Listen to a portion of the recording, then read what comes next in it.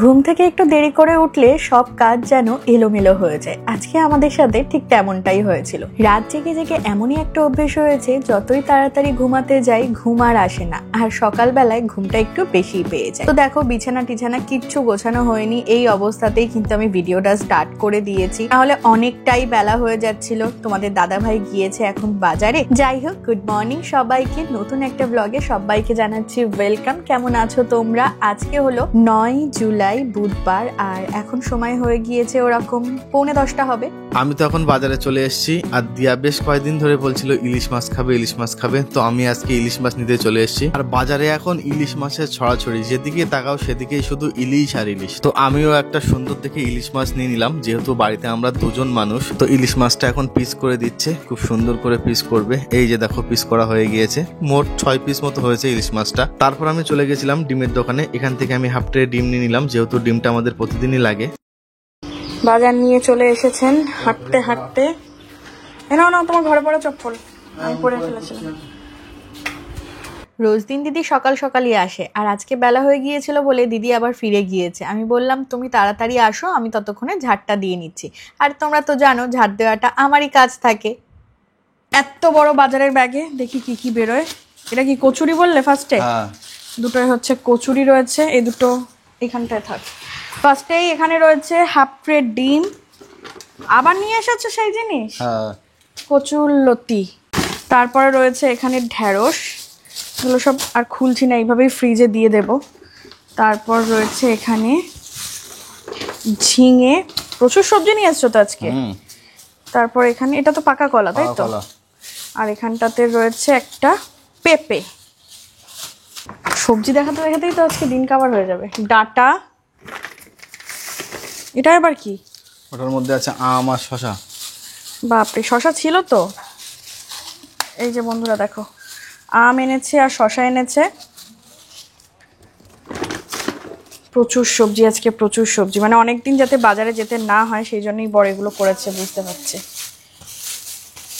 ঝাড়ু দিদি এখানে রাখা, ওই যে এখানে কুমড়ো রয়েছে আর টমেটো, মিল্ক পাউডার, আবার ওল। সত্যি তুমি পারো, কত কিছু নিয়ে এসেছে দেখো। এটার মধ্যে কি আছে? ওটার মধ্যে আছে ফল। আরে বাপরে, আজকে বর তো প্রচুর বাজার করেছে। ড্রাগন আমি তো আছে, ঝুড়ি ফুড়িগুলো নিয়ে আসিনি, দাঁড়া আমি একটু ঝুড়িটা নিয়ে আসি। এই যে ঝুড়ি নিয়ে এসেছি, ফলগুলো সুন্দর করে সাজিয়ে রাখি। ড্রাগন। আমি কালকে কি মজা ছিল, প্রবীরকে বলছিলাম সবাইকে দেখো কত সুন্দর করে ডাইনিং টেবিলে ফ্রুটস সাজানো থাকে, তুমি কিচ্ছু আনো না কেন? তাই এনেছো? আঙুর, কালকে আঙুর খাবো বলছিলাম। আমগুলো এর ভিতরে রাখলে হয়। আমগুলো ফ্রিজে দিয়ে দিও।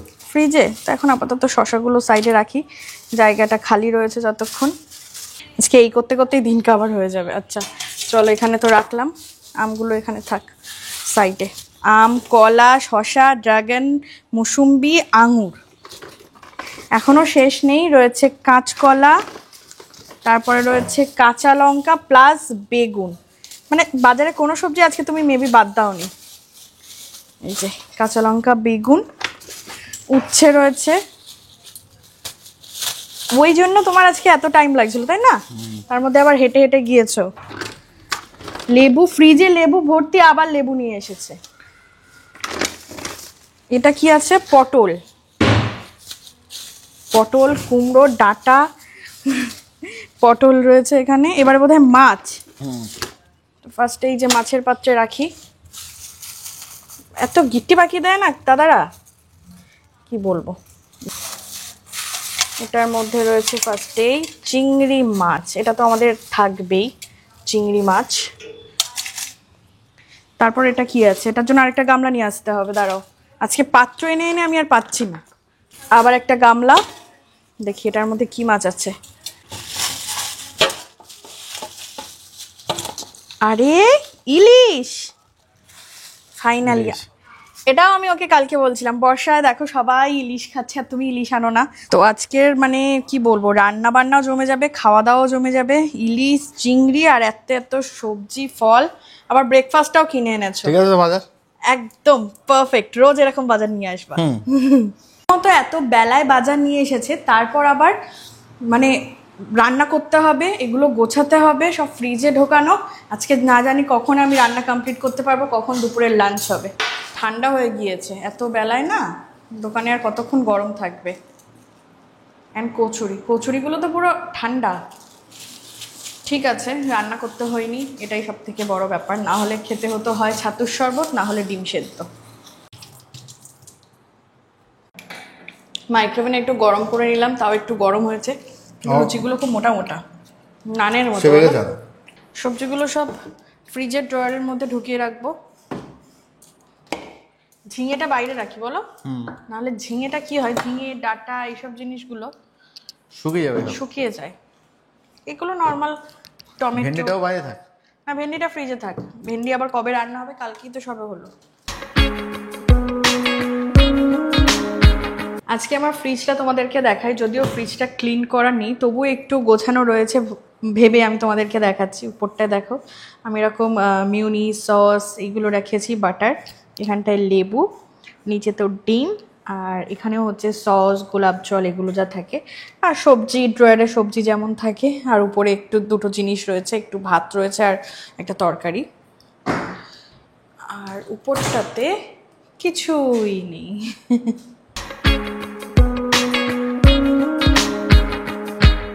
আজকে জামা কাপড়গুলো ধুতে বললাম আর বৃষ্টি এসে গিয়েছে। জানতাম বৃষ্টি হবে, সেই জন্য এই তারে মেলে দেবো সমস্তটা। তবু একটু আকাশ ধরন ছিল যতক্ষণ কাচাকুচি চলছিল, আর এখন আবার বৃষ্টি নেমে গিয়েছে। তো ঠিকই আছে, আমাদের একটা জিনিস কিনতে হবে যেটা কিনা হচ্ছে কমফোর্ট, বা যে কোনো যে ওইগুলো কি বলে না, ইজি, সেইগুলো। নাহলে এই জামা কাপড়গুলো যে এইভাবে শোকাচ্ছি, এতে একটা বাজে স্মেল আসছে। তো ঠিক আছে, ঘর বাড়িটা একদম স্যাঁতস্যাঁতে হয়ে যায়, ভালো লাগে না।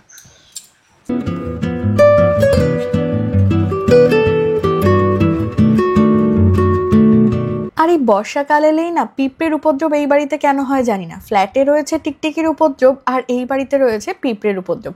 খাবার দাবার যদি একটুখানি বেশি থাকে সেখানে পিঁপড়ে ধরবে, জামা কাপড়ে পিঁপড়ে ধরবে। তো যাই হোক, বিছানার চাদরটা আমি তুলে দিলাম, একটু পিঁপড়ে হয়েছিল তাই, আর একটা পরিষ্কার বিছানার চাদর পেতে দিলাম। এখন যেন ঘরটা বেশ ভালো লাগছে, শুধু মানুষের অভাব। মোটামুটি রান্নাঘর কিন্তু আমি গুছিয়ে ফেলেছি, সমস্ত প্রিপারেশনও রেডি।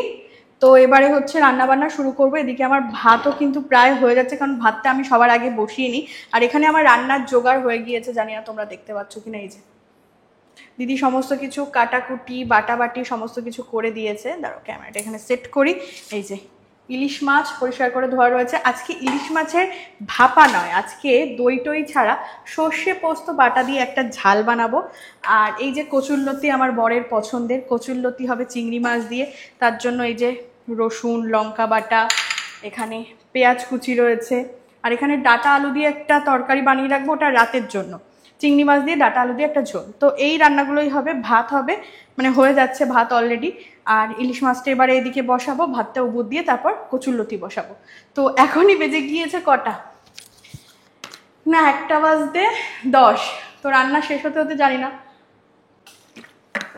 3টে বেজে যাবে। তো চলো, তার মধ্যে ওইদিকে জামা কাপড়গুলো মেলতে হবে এখনো। আজকে ইলিশ মাছটা এইভাবে ভেজে রান্না করছি। সবসময় কাঁচা ঝাল হয়, তবে খুব কড়া করে ভাজবো না, কারণ ইলিশ মাছ খুব কড়া ভাজা ভালোও লাগে না। আর আমি মানে রিস্ক পাই না, ননস্টিকেই বেশি আমার সুবিধা হয়, কারণ যদি লেগে যায় ভেঙে যায়। মাছগুলোকে ভেজে নিলাম, এদিকে কড়াই বসিয়ে দিয়েছি, ভাতটা হয়ে গিয়েছে।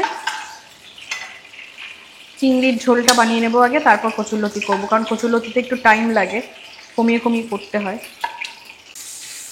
ইলিশ মাছ একটু ভাজা না খেলে চলে না, তাই একটা ছোট দাগা আর একটা লেজা ভাজার জন্য রেখেছি। একটু তেল দিয়ে, অল্প একটুখানি ওই তেল মতো ছিল মাছের। আর এখানে ডাটা দিয়ে আলু দিয়ে চিংড়ি মাছের তরকারিটাও বসিয়ে দিয়েছি। আর একটু জল দিই, নাহলে মশলাটা পুড়ে যাবে। আর ওখানে তো মাছগুলো সব ভেজে রেখেছি, এবারে রান্না করব। এর মধ্যে হলুদ গুঁড়ো, লঙ্কা গুঁড়ো, জিরে গুঁড়ো, মানে সিম্পল। এগুলোর নতুন করে আর রেসিপি তোমাদের সাথে কি শেয়ার করবো। তবে কি বলতো, মানে সমস্ত কিছু আমি রান্না করার আগে সেটা দিদিই কেটে দিক বা আমিই কেটে দিই, আগে থেকে আমি জোগাড় করে রাখি। নাহলে ওই একটা রান্না বসিয়ে তারপর আবার একটা কাটছি, অনেকেই এটা করে, আমার মা তো সেটা করে। ওই একটা বসিয়ে দিল, তারপর একটুখানি পেঁয়াজ কাটছে, লঙ্কা কাটছে। কিন্তু আমার না কেমন যেন অসুবিধা হয়, আমি একেবারে সব কিছু গুছিয়ে নিয়ে করতে বেশি পছন্দ করি, আমার বেশি সুবিধা হয়। সেক্ষেত্রে সেজন্য আমার একটু দেরি হয়ে গেল, আমি সমস্তটা গুছিয়ে নিই, তারপর হচ্ছে গিয়ে আমি রান্নাটা করি। তো তোমরা আজকে কে কী রান্না করছো অবশ্যই কমেন্ট করে জানিও। ইলিশ মাছের যে কোনো রেসিপি আমার ভীষণ সহজ লাগে। তো এই রান্নাটা কীভাবে করলাম তোমরা অনেকেই জানতে চাইবে, মানে সবাই জানো, আমার থেকে আরও বেশিই জানো। তেলের মধ্যে শুকনো লঙ্কাই শুধু ফোড়ন দিয়েছি, আলাদা কোনো কালো জিরে দিলে হয়তো হতো। তারপর একটু হলুদ দিয়ে সর্ষে পোস্ত বাটাটা দিয়ে আমি একটু কষিয়ে নিচ্ছি। এতে কিন্তু তিতকুটে হওয়ার কোনো ভাব থাকে না। তো এটা থেকে একটু তেলটা ছেড়ে আসলে তারপর আমি জল দেবো, ঝোলটা পুরো ফুটে আসবে, পরিমাণ মতো লবণ, আর যেটা দিতে হবে কাঁচা লঙ্কা বাটা, না হলে হচ্ছে সেই ঝাল ব্যাপারটা আসবে না। ছিঁড়ে দেওয়ার থেকে ওই বেটেই দেওয়া বেটার। তারপর দেন মাছগুলো দিয়ে দেবো, ব্যাস উপর দিয়ে কাঁচা সর্ষের তেল ছড়িয়ে দিলেই আমাদের রেডি। ইলিশ মাছের ঝালের লুকটা দেখো বন্ধুরা, দারুণ লাগছে, কারণ এটা আমি আজকে প্রথমবার বানালাম এইভাবে। তো হয়ে গিয়েছে, আমি এই পাত্রেই রাখবো আর অন্য পাত্রে ঢালবো না, কারণ খাওয়ার আগে একটু গরম করে নিতে হবে। আমাদের সর্ষে পোস্ত বাটা দিয়ে ইলিশের ঝাল ইজ রেডি। ব্যাস আমার এইটা রান্না করলেই কমপ্লিট হয়ে যায়। এদিকে আমি জলটা ভরে নিচ্ছি, এই যে, আর এটা করা হয়ে গেলেই আমার রান্না বান্না আজকের মতো কমপ্লিট। দুটো ঝুড়িতে ফলগুলো কেমন লাগছিল সেই জন্য আমি একটা পাত্রের মধ্যেই রেখেছি। এখন একটুখানি এই দেখো চাপ পড়ে হয়ে যাচ্ছে, একটু মুসুম্বি আর কটা আঙুর ধুয়ে কাটবো। এই আঙুরগুলোর মধ্যে বড় বড় বীজ থাকে, তোমাকে তো বলেছিলাম সবুজ আঙুর আনতে, ওগুলোতে বীজ থাকে না। আর এগুলো দেখো, এই বীজগুলো মুখে পড়লে পটপট করে ফাটে মুখের মধ্যে, ওই জন্য কেটে একদম জাস্ট ভালোভাবে চিবিয়ে খাওয়া যাবে। সুন্দর করে ফল কেটে নিয়েছি, এখন বাইরে বসে একটু ফল খাবো, চলো। মিষ্টি সেই খেতে, মানে গুড়ের মতো মিষ্টি না, তবে মিষ্টি। রান্না বান্না শেষ হয়ে গিয়েছে, প্রবীর একেবারে ওই বাড়িতে দিয়ে আসবে। মারাও একটু বেলা করেই খায়, আজকে বাবার রেশন রয়েছে। তো কৌটো ধুয়ে নিলাম, কচুরলতি দেবো আর মাছের ঝোল দেবো। তো মেনুগুলো তোমাদের দেখিয়ে দিই। এই যে ভাত, আজকে এক হাঁড়ি ভাত, দুবেলার মতো। স্যালাড রয়েছে এখানে, শসা, পেঁয়াজ, টমেটো, ইলিশ মাছ, তেল ভাজা, ডাঁটা আলু চিংড়ি মাছ দিয়ে ঝোল, কচুরলতি চিংড়ি মাছ দিয়ে তরকারি, আর হচ্ছে সর্ষে পোস্ত দিয়ে ইলিশের ঝাল। মায়েদের জন্য এই কৌটোয় করে ভরে দিচ্ছি।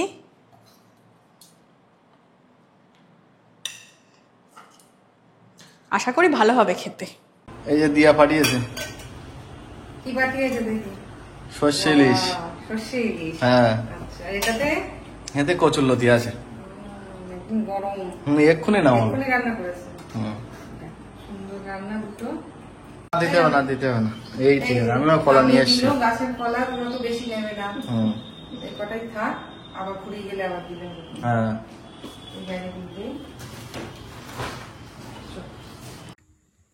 চান করে উঠে পুজো দিয়ে নিলাম।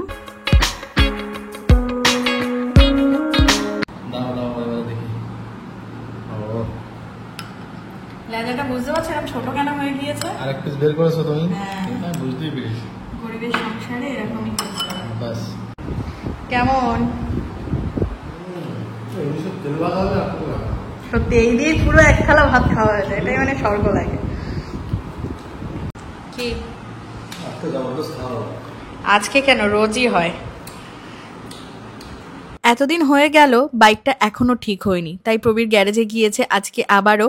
ভেবেছিল আজকেই হয়ে যাবে, রোজই সেটাই ভাবছে, কিন্তু দুঃখের বিষয় ঠিক হয়নি। তো কি না কি করতে হবে, তো ও তো গিয়েছিল, আজকেও হলো না, দেখা যাক। না বেলায় বাড়ির দিকে যাই, আজকে হলো না।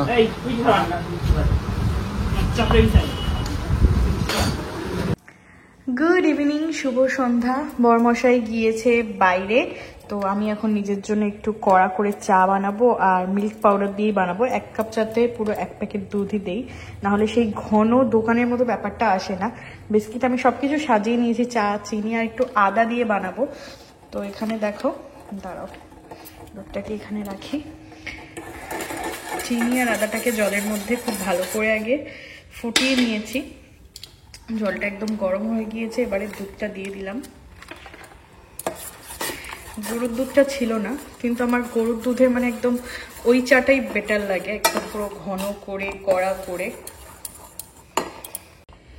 এবারে চা দিয়ে দেব, এটা হলো আসাম টি। দারুণ একটা কালার আসবে। ফুটতে হবে এটাকে, ফুটে ফুটে চায়ের কালারটা একদম কড়া হয়ে গিয়েছে। এবারে ছেঁকে নিবো। আর এখানে রয়েছে আমার বিস্কিট। তো চলো নিয়ে আমি যাব ঘরে। আমার চা রেডি, চলো। আমি একটা জিনিস করতে চলেছি, জানি না কি হবে। এই ছবিটাকে চ্যাটজিপিটিতে বলেছি যে একটা গ্রিন বেনারসিতে কনভার্ট করতে। তো দেখা যাক, লোড নিচ্ছে ছবিটা আদেও আসে কিনা। অনেকে ট্রেন্ড আমি দেখছি এরকম চেঞ্জ হয়ে যাচ্ছে, ড্রেস ব্যাকগ্রাউন্ড। তো দেখা, পুরোটা লোড নিয়ে নিয়েছে, দেখা যাক কি হতে চলেছে। 3, 2, 1। দেখো বন্ধুরা, পুরো গ্রিন বেনারসি হয়ে গিয়েছে।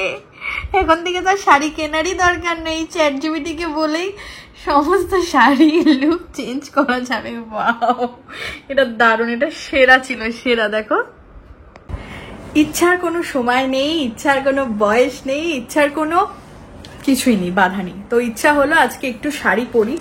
আগে কি হতো, বিয়ের আগে তখন এত ব্লগিং এর প্রেশার ছিল না, তখন সংসারেরও প্রেশার ছিল না। মানে সন্ধে হলেই সেজে গুজে, তখন তো এরকম রিলস ইনস্টায় অত ছিলাম না অ্যাক্টিভ, তখন টিকটক ছিল। তো তখন হচ্ছে টিকটকের জন্য সেজে গুজে ভিডিও বানাতাম, মাঝে মধ্যে মাকেও সাজাতাম। সেগুলো তোমরা ফেসবুকে ফটোগুলো দেখলে বুঝতে পারবে। তো আজকে একটু শাড়ি পরলাম। আজকে এই শাড়িটা দেখিয়ে দাও ভালো করে। এই শাড়িটা আমার একটা বান্ধবী মানে মৌলি গিফট করেছিল, ব্ল্যাক কালারের শাড়ি। তার সাথে এটার ব্লাউজ না, তবে এটার সাথে দেখলাম বেশ ম্যাচিং হয়ে যাচ্ছে। আর শাড়ি কিনে এই হারটা গিফট পেয়েছিলাম।